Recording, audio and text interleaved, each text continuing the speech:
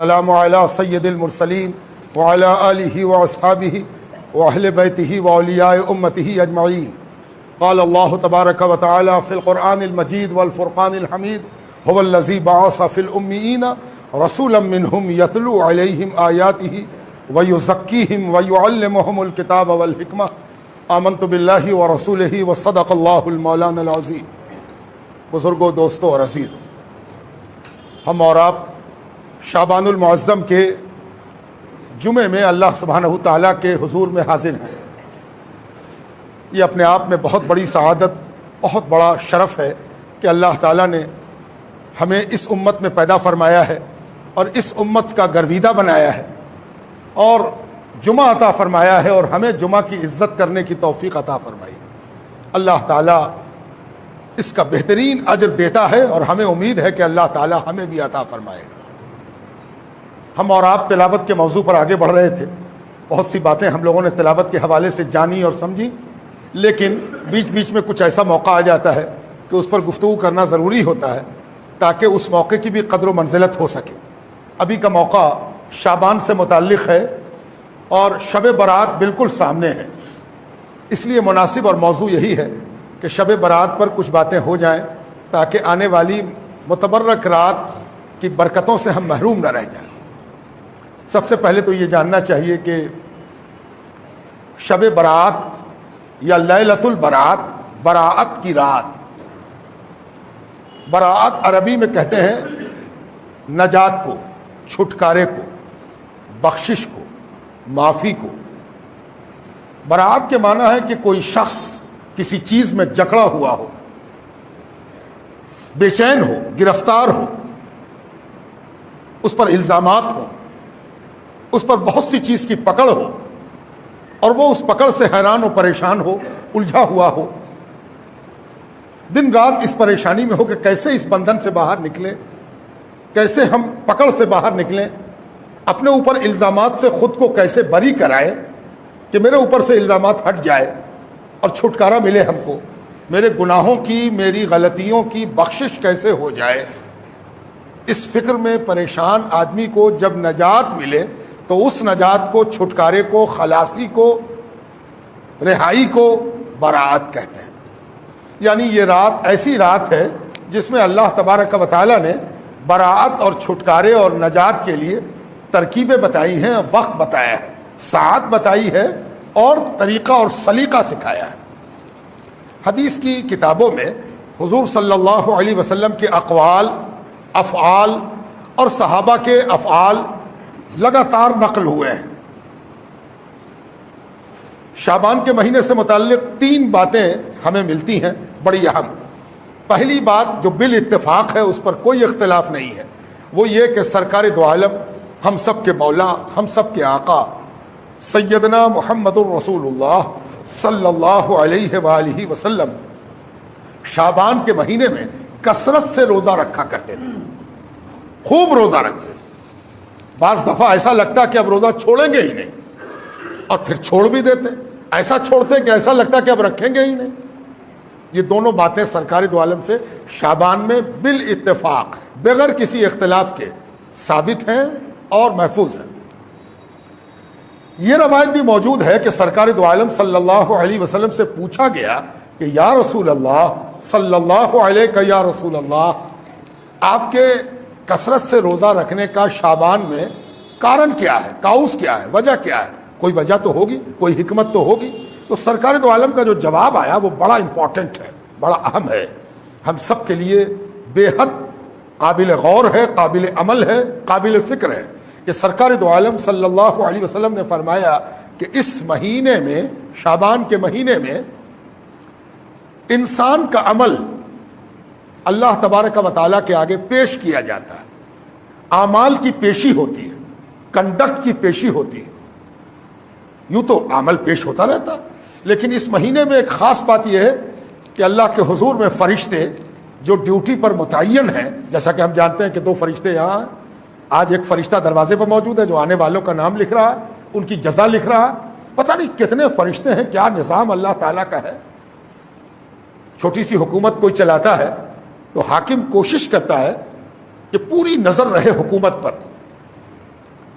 تھانہ ہے، پولیس ہے، سرویلینس ہے، تمام کیمرے لگے ہوئے ہیں، اور ان سب سے اطمینان نہیں ہوا تو انٹیلیجنس ہے، سی بی آئی ہے، سی آئی ڈی ہے، یہ سارے محکمے مل کے حکومت کو دیکھتے ہیں۔ اچھا حاکم وہی ہے جس کی نظر سے حکومت غائب نہ ہو۔ کوئی انسیڈنٹ، کوئی واقعہ، کوئی گھٹنا چھوٹی سے چھوٹی حاکم کی نظر میں ہے تو اس کے مطلب ہوا کہ حاکم سجگ ہے، جاگا ہوا ہے، اور حاکم کی حکومت پورے طور پر ہے۔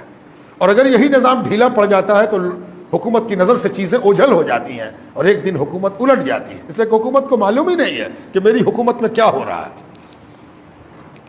اور ایک نظام اللہ تبارک و تعالیٰ کا ہے کہ اس نظام میں خود اللہ بغیر کسی وسیلے کے، بغیر کسی ذریعے کے، بغیر کسی واسطے کے، بغیر کسی مادھیم کے، بغیر کسی تھرو اور دوارا، وہ ہر چیز کو دیکھتا ہے، ہر چیز جانتا ہے، ہر جگہ موجود ہے، سب کو دیکھ رہا ہے، سب کو سن رہا ہے۔ لیکن اس کے باوجود اللہ تعالیٰ نے ایک نظام بنایا ہے اور اس نظام کے تحت جواب دہی طے کی ہے۔ تم کو یہ دیکھنا ہے، تم کو یہ دیکھنا ہے، تم اس چیز کا رجسٹر بناؤ گے، تم اس چیز کی گواہی تیار کرو گے۔ یہ نظام اللہ تبارک و تعالیٰ نے بنایا ہے اور اس کے پیچھے بھی لاجک ہے، منطق ہے اور حکمت ہے۔ شاید ایک حکمت یہ ہو کہ چونکہ انسان جس نظام کا عادی ہے اس نظام سے بھی اس کو دلیل فراہم کی جائے۔ یعنی دنیا میں انسان جب کوئی ڈسپیوٹ ہوتا ہے تو اس کے لیے مقدمہ کرتا ہے، عدالت میں جاتا ہے اور عدالت میں گواہی گزرتی ہے، اورل وٹنس زبانی گواہی اور ڈاکومنٹری وٹنس یعنی کاغذات سے گواہی ہوتی ہے اور اسی پر فیصلہ ہوتا ہے، تب انسان کو اطمینان ہوتا ہے۔ تو انسان چونکہ اس نظام کا عادی ہے اس لیے اس پر دلیل اور حجت کو ثابت کرنے کے لیے ایسا نظام بھی رکھ دیا گیا جس سے لوگ سمجھ سکیں کہ ہمارے اوپر جو فیصلہ ہوا ہے اس کے یہ دلائل ہیں، اور خود ان کو یاد آ سکے کہ ہاں یہ جو گواہی گزر رہی ہے میرے گناہ پر، یہ تو صحیح ہے، گناہ ہم نے کیا تھا۔ اس سے بھی اوپر اٹھ کے اللہ نے ایک نظام بنایا کہ خود ہمارا بدن، ناخن، یہ سب گواہی دے گا، اس لیے کہ یہ سب بہترین گواہ ہے ہمارے عمل کا، یہ بھی گواہی دے گا۔ اللہ نے یہ نظام بنایا۔ تو کہتے ہیں کہ اس مہینے میں اللہ کے آگے اعمال ذمہ داران پیش کرتے ہیں کہ شمیم الدین نے 11 مہینے 12 مہینے یہ کام کیا، یہ نیکی کی، یہ برائی کی، یہ عبادت کیا، یہ بغاوت کیا، جو کچھ بھی کیا یہ پیش کیا جاتا ہے، اللہ سبحانہ و تعالیٰ کے آگے لایا جاتا ہے۔ تو لایا جاتا ہوگا، اس سے روزہ رکھنے کا کیا تعلق؟ ایک سوال اٹھا کہ سرکار سے پوچھا گیا کہ یا رسول اللہ اس مہینے میں آپ روزہ کیوں رکھتے ہیں؟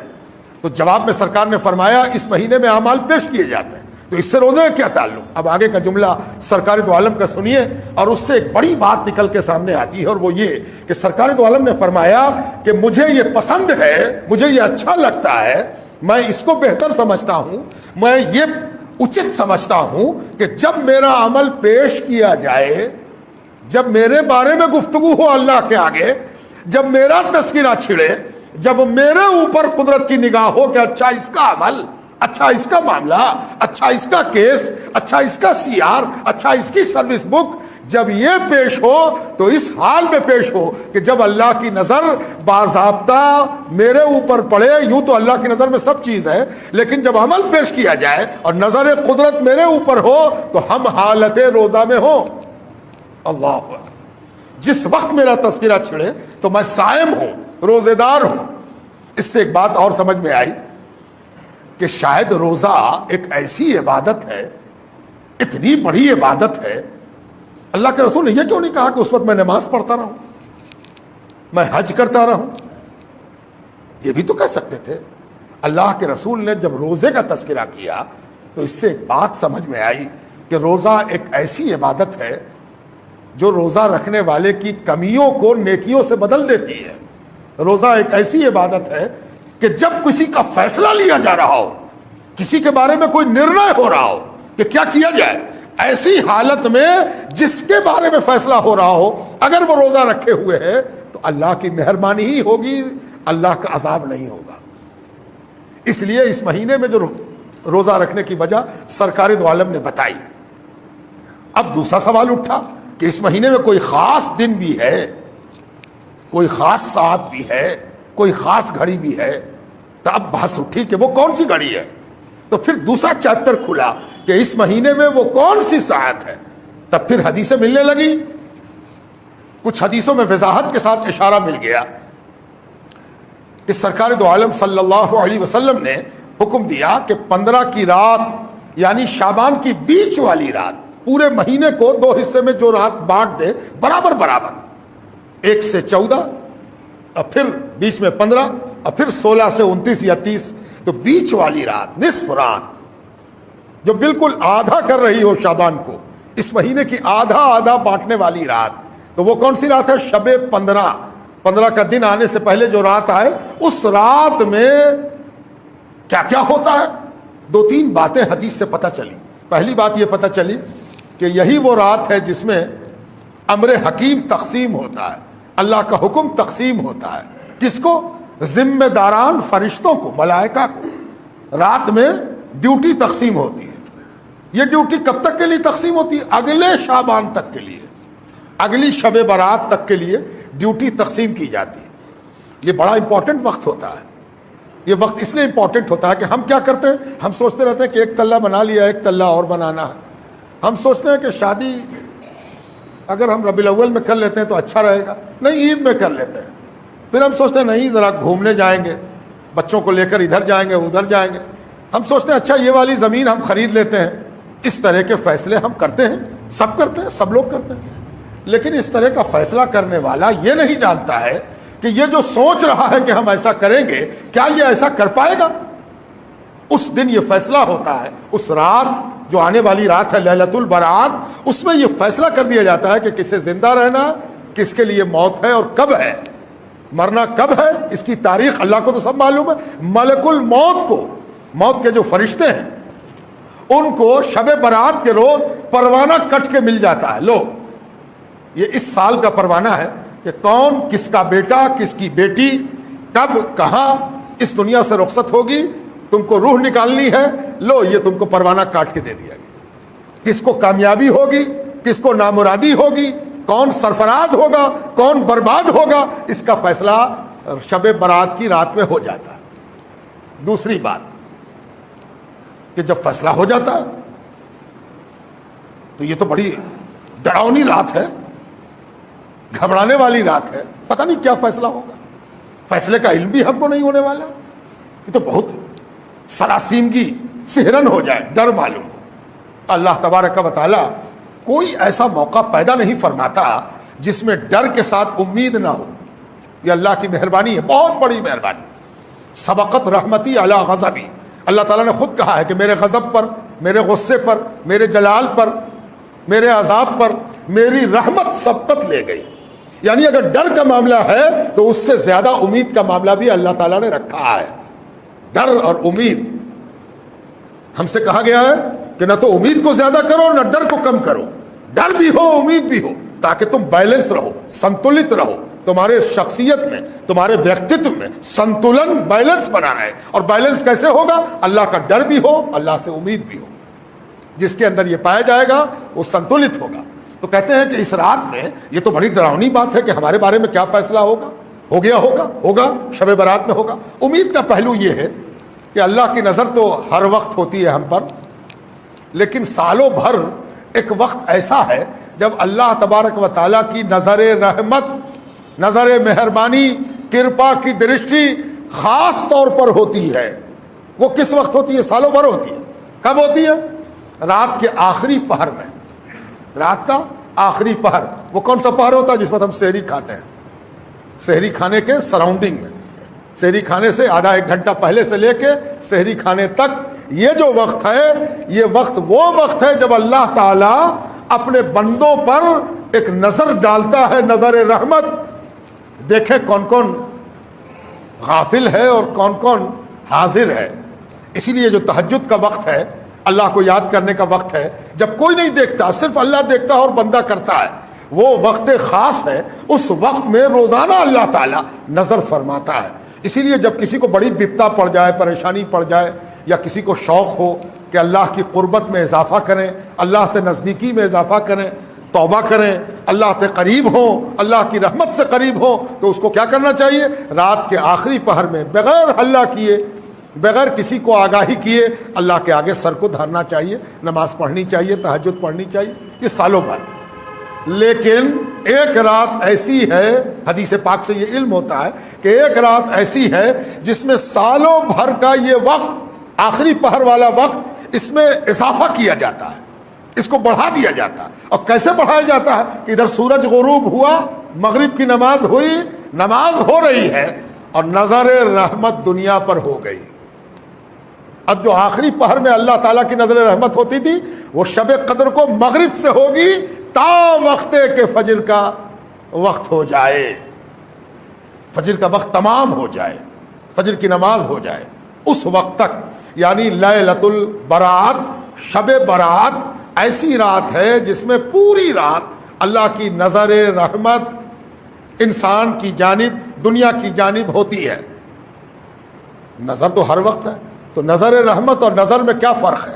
کون سی چیز ہے جس کو اللہ نہیں دیکھ رہا اور نظر رحمت سے دیکھ رہا؟ دونوں میں انتر کیا ہے اس کو بھی سمجھنا چاہیے۔ انتر بھی حدیث میں بتا دیا گیا۔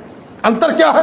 ہر وقت اللہ کی نظر میں ہر چیز ہے، ہم جو کچھ بھی کر رہے ہیں وہ اللہ دیکھ رہا، اسی لیے اللہ سے شرمانا بھی چاہیے، شرم پیدا کرنی چاہیے اللہ سے۔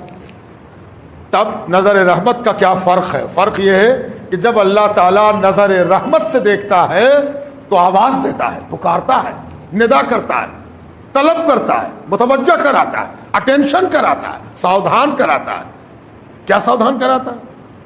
اللہ تعالیٰ کہتا ہے کوئی مانگنے والا، ہے کوئی معافی مانگنے والا، ہے کوئی توبہ کرنے والا، ہے کوئی ڈرنے والا، ہے کوئی جو مانگے آج، ہے کوئی بے مراد نامراد جو مراد مانگے۔ یعنی عام طور پر پیاسا کنویں کے پاس جاتا ہے، پیاسا ہے، کھوج رہا پانی کہاں بھائی، نل کہاں، گلاس کہاں، کیسے پئیں، کیسے کیا کریں، یہ اصول ہے، فطرت ہے، نیچر ہے۔ لیکن نظر رحمت جب ہو جائے گی تو نظر رحمت کا تقاضا یہ ہوگا کہ کنواں کھوجے گا پیاسے کو۔ اللہ تبارک و تعالیٰ خود تلاش کرتا ہے کوئی، کون ہے جو ٹوٹا ہوا ہو، بکھرا ہوا ہو، ستایا ہوا ہو، مظلوم ہو، پریشان حال ہو، برباد ہو۔ یہ ہے شب برات کہ اللہ کی نظر کرم ڈھونڈتی ہے۔ اسی لیے حکم دیا گیا راتوں کو جاگو، رات کو جاگو، 15 شعبان کی رات کو شب بیداری کرو، کاہے کو؟ گپ کرنے کو، ٹہلنے کو، یہاں سے لے کے کچی درگاہ تک کے قبرستان میں گھومتے چلو، موٹر سائیکل لے لو، اور جو کوئی رات تم نہ کی ہو سو آج کرو، خوب گھومو، گپ کرو، جہاں تہاں چائے پیو، بات چیت کرتے رہو، موٹر سائیکل سے خوب لہریاں چلاؤ، ادھر ادھر ہنسی مذاق نہیں۔ قبرستان میں جاتے وقت مذاق، ایک قبرستان میں جانا کافی ہے، جہاں ماں باپ دفن ہو وہاں چلے جاؤ، جہاں اماں دفن ہے وہاں جاؤ، جہاں ابا دفن ہے وہاں جاؤ، جہاں کوئی اللہ کے ولی لیٹے ہوئے ہیں ایک آدھ جگہ وہاں بھی ہو لو، لیکن ایسا نہ ہو کہ پوری رات اسی میں خرچ ہو جائے۔ یہ رات بہت قیمتی ہے۔ عام طور پر شب برات میں لوگ دوسرے کے لیے دعا کرنے کو پریشان رہتے ہیں کہ ہم فلاں قبرستان میں جا کے دعا کریں، فلاں قبرستان میں دعا کریں، اچھی بات ہے، لیکن یہ کون سی عقل مندی ہے کہ آپ کو بھی تو ضرورت ہے اپنے لیے آپ نے کیا کیا؟ نہیں، یہ غلط بات ہے۔ کیا کرنا چاہیے؟ گھر کا کونا ہو، مسجد کا گوشہ ہو، خانقاہ کا کنارہ ہو، کوئی جگہ ہو جہاں تم اپنے لیے مانگنے کی تیاری کرو، اپنے لیے دامن پھیلاؤ، رو کچھ، اللہ کے آگے گڑ گڑاؤ، دوسرے کے چکر میں نہ رہو کہ آپ بھی چلیے گا، وہ چلے یا نہ چلے ہم چلیں گے۔ کوشش کرو کہ انجان لوگ ہوں تاکہ تم بات چیت کے چکر سے بچ جاؤ۔ جانکار آدمی رہے گا تو بات چیت کرے گا، کیسے تھے بھائی، کئے بجے اٹھے، کب تک رہیے گا، چلیے گا کہ نہ چلیے گا، کل ایسے ہوا، پرسوں ویسے ہوا، یہ سب کے لیے دنیا ہے، بہت دن ہے۔ شب برات کی رات میں تنہائی اختیار کرو اور اللہ کے آگے اپنے آپ کو پیش کرو، اللہ سے مانگو، اللہ تبارک و تعالیٰ کے آگے سر کو دھرو، رو، گڑ گڑاؤ کہ اللہ آج تو پکار رہا ہے، ہم پکارنے والے تجھ کو ہیں، آج تو ہم کو پکار رہا ہے اللہ، ہم ہیں نامراد، ہم ہیں برباد، ہم ہیں گناہوں سے جکڑے ہوئے، ہم ہیں اپنی خواہشوں میں اکڑے ہوئے، اے اللہ اپنی رحمت فرما، رحم فرما، صحت بھی دے، تندرستی بھی دے، ایمان بھی دے، ایقان بھی دے، اچھے بال بچے بھی دے، نیکوکاری بھی دے، اپنی برائی پر رونے والا بنا تاکہ رو کے ہم اپنی برائی تیرے آگے پیش کریں اور تو دھو دے، اے اللہ معاف کر دے۔ یہ طریقہ کار ہے شب برات کا، کھیل تماشا بنانے کی ضرورت نہیں ہے اس کو۔ اسی کے ساتھ ساتھ ابن ماجہ کی حدیث میں حضرت مولا علی سے یہ روایت آ گئی کہ حضور صلی اللہ علیہ وسلم نے فرمایا 15 شعبان کی رات کو جاگو اور 15 شعبان کے دن میں روزہ رکھو. یعنی رات کو شب برات ہوئی، دن والے میں روزہ رکھنا ہے. تو ایک روزہ تو ضرور رکھ لینا چاہیے، اس لیے کہ شعبان میں روزے کی جو حدیثیں تواتر سے آئی ہیں، چلیے کئی روزہ نہ صحیح، ایک روزہ تو ہم رکھ لیں گے کہ ہمارے نبی نے کئی روزہ رکھا ہے، ہم ایک قدم بھی چلیں تاکہ رسول کے راستے پر چلنے والوں میں میرا بھی نام درج ہو جائے. تو 15 شعبان کا روزہ رکھنے سے فائدہ بھی ہوگا اور سڑک کی ہڑدنگ سے بھی آپ بچ جائیے گا. اس لیے کہ روزے میں آپ کہیے کہ ذرا لیٹے رہیں گے بھائی، یاد رکھو روزہ رکھ کے اگر کوئی سو جاتا ہے تو اس کا سونا بھی عبادت ہے، اس لیے کوئی فضول باتوں سے بچتا ہے. لیکن سونے کا مطلب یہ نہیں کہ ظہر سو گئے، عصر سو گئے، مغرب سو گئے، نہیں. تم کو تو الارم لگا لینا چاہیے موبائل میں کہ آج ہم روزے سے ہیں، جماعت نہیں چھوٹے. 15 منٹ 20 منٹ پہلے اٹھے، تازہ وضو کیا، دوڑ کے مسجد آئے کہ ہم روزے سے بھی ہیں، جماعت بھی ہم کو پکڑنی ہے. تو یہ روزہ اس طرح سے روزہ رکھا جائے. ہاں ممکن ہے کہ کوئی آپ سے کہے کہ اس سب کی کوئی دلیل نہیں ہے، کوئی ثبوت نہیں ہے. یہ سب طبقہ کبھی کبھی پیدا ہو جاتا ہے جو اس طرح کی باتیں کہتا ہے کہ شب برات کا کوئی ثبوت نہیں ہے، کوئی دلیل نہیں ہے. اور کبھی آپ پوچھیں گے کہ بھائی ایسی بات کیوں کہہ رہے ہو، تو وہ آپ سے کہیں گے کہ بخاری شریف میں کہاں آیا ہے، صحیحین میں کہاں آیا ہے. تو جو لوگ یہ بات کہتے ہیں ان سے بحث مت کیجیے، ان سے جھگڑیے نہیں، ان پر اپنا وقت برباد مت کیجیے. کوشش کیجیے کہ اپنے عمل کو تازہ رکھیں. یہ ثابت ہو گیا کہ حدیث کی معتبر کتابوں میں یہ روایت موجود ہے. ایک بڑی بات تھوڑی چھوٹے لب و لہجے میں عرض کر دیتا ہوں، شاید کبھی یاد رہے. حضرت امام بخاری رحمۃ اللہ علیہ نے جب اپنی صحیح مرتب کی، جسے دنیا بخاری شریف کے نام سے جانتی ہے، تو ان کا مقصد یہ نہیں تھا کہ ہم سارے مسائل اس میں لکھ دیں. صبح کو کیا کرنا، شام کو کیا کرنا، جمعہ کو کیا کرنا، جمعرات کو کیا کرنا. یہ مقصد نہیں تھا امام بخاری کا. امام بخاری کا بنیادی مقصد یہ تھا کہ حضور صلی اللہ علیہ وآلہ وسلم کی جو بات ہم کسی سے سنیں کہ حضور نے یہ کہا، حضور نے یہ کام کیا، ایسی کوئی گواہی ہم کو ملے کہ سرکار دو عالم نے کیا کام کیا، کیا بتایا، کیا کر کے دکھایا. یہ بات جب ہم کو معلوم ہو تو ہم اس کو لکھ لیں. مقصد کیا تھا؟ حضور کے قول اور عمل کو لکھ لینا ہے نا، لکھ لینا. کھوجتے چلتے تھے، تم نے حضور کو دیکھا، حضور کے صحابہ کو دیکھا، حضور کو تو تم نے نہیں دیکھا ہوگا تو حضور کے دیکھنے والے کو دیکھا ہوگا. اچھا تم اس کو بھی نہیں دیکھ سکے تو حضور کے دیکھنے والے کو جس نے دیکھا ہوگا اس کو تم نے دیکھا ہوگا. تو کیا حضور کی کوئی بات تم تک پہنچی ہے؟ اب آدمی بتاتا ہاں ہم نے سنا ہے. کس سے سنا ہے؟ تو فلاں بزرگ سے سنا ہے. کیسے سنا؟ وہ کہتے تھے کہ ہم نے حضور کے صحابہ سے سنا ہے. کیا سنا ہے؟ کہ حضور کے صحابہ کہتے تھے کہ ہم نے اللہ کے رسول سے سنا ہے. دیکھا آپ نے، سنانے والے کا ایک چین بن گیا، ایک زنجیر بن گئی. امام بخاری اس کو لکھ لیتے تھے، لکھنے کے بعد چھانتے پھٹکتے تھے. جیسے چاول میں سے کالا نکالا جاتا، دال میں سے کالا نکالا جاتا، خوب پھٹکا جاتا ہے. چاول کو پھٹکتا ہے انسان.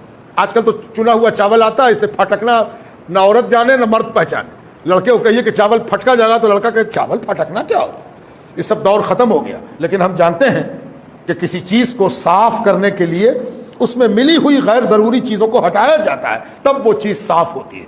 جیسے کبھی کبھی لکھنے پڑھنے کے معاملے میں اسٹوڈنٹ طالب علم رف کرتا ہے، رف میں کٹ کٹ بھی ہوتا ہے. رف کرنے والا کاٹتا جاتا ہے، صحیح کر کے لکھتا جاتا ہے، پھر اس کو فیئر کرتا ہے. تو جب فیئر کرتا ہے تو سب کٹ کٹ ہٹا دیتا ہے، صاف ستھرا اتار لیا اسے. اگر آپ پہلے کا رف دیکھتے تو آپ کہتے اتنی کٹنگ، اور جب فیئر ہوا تو ساری کٹنگ ہٹ گئی، ری رائٹ ہٹ گیا، ڈیلیٹ جس کو کرنا تھا ڈیلیٹ کر دیا. اب ایک فیئر شکل سامنے آ گئی. امام بخاری نے بھی جب سب کی باتیں سن لی تو یہ باتیں لاکھوں تھیں، لاکھوں باتیں امام بخاری تک پہنچی تھی. پھر سب کو چھانا، پھٹکا، فیئر کیا، صاف کیا. جہاں جہاں آدمی کمزور نظر آیا، کمزوری کا معیار کتنا بلند تھا کہ کسی کو دیکھا کہ یہ آدمی ہم کو حدیث سنا رہا ہے لیکن زندگی کے شب و روز میں محتاط نہیں ہے، اللہ سے ڈرنے میں کمزور ہے. مثلا تھوک آیا منہ میں تو پچھم میں تھوک دیا، قبلے کی طرف تھوک دیا. اس کے مطلب یہ آدمی تھوکتے وقت محتاط نہیں رہا. اس کو تھوکنا تھا تو تھوکنے سے پہلے دیکھ لیتا کدھر تھوک رہے ہیں، ہے نا؟ ایسے نہیں سمجھ میں آیا تو آپ کبھی کبھی دیکھا ہوگا گاڑی چلتے لوگ تھوک دیتے ہیں، اب بغل میں چلنے والے کو تھوک پڑ گئی، اس سے کیا پتہ چلتا ہے کہ جو تھوکنے والا ہے وہ بڑا غیر محتاط ہے، اس کو کوئی چنتا ہی نہیں ہے، خالی اپنا تھوک نکالنا ہے، دوسرے کی کوئی چنتا نہیں۔ تو ایسا آدمی اچھا نہیں ہوتا، اس کے اندر گڑبڑ ہے، بیمار آدمی۔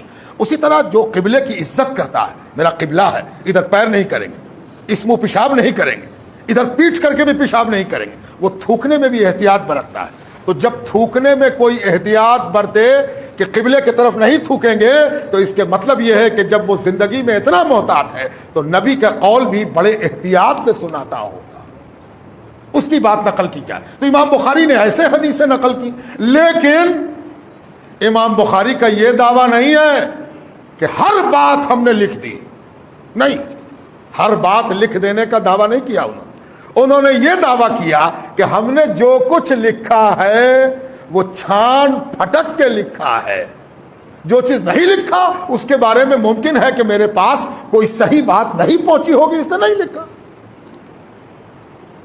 کوئی یہ کہے کہ امام بخاری نے شب برات کا ذکر نہیں کیا تو اس میں کوئی حیرانی کی بات نہیں۔